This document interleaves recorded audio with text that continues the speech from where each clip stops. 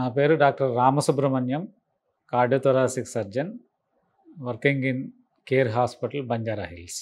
Open heart surgery అనేది అండి, operation చేసేటప్పుడు, హార్ట్ ఆపరేషన్ చేసేటప్పుడు కార్డియో పల్మనరీ బైపాస్ మెషిన్ అని ఒకటి ఉంటుంది. అది ఉపయోగించి ఏ ఆపరేషన్ చేసినా దాన్ని ఓపెన్ హార్ట్ సర్జరీ అంటారు. కొలోక్యువల్గా మనం సొసైటీలో ఓపెన్ హార్ట్ సర్జరీ అంటే హార్ట్ ఛాంబర్స్ను ఓపెన్ చేసి ఆపరేషన్ చేస్తే ఓపెన్ హార్ట్ సర్జరీ అని ఫీల్ అవుతారు. వేరే విధంగా చేస్తే ఓపెన్ హార్ట్ సర్జరీ కాదని అనుకుంటుంటారు. But as far as the scientifically concern, it is when cardiopulmonary bypass machine, that is pump అంటాం మేము, అది ఉపయోగించి ఆపరేషన్ చేస్తే అది ఓపెన్ హార్ట్ సర్జరీ అంటాము.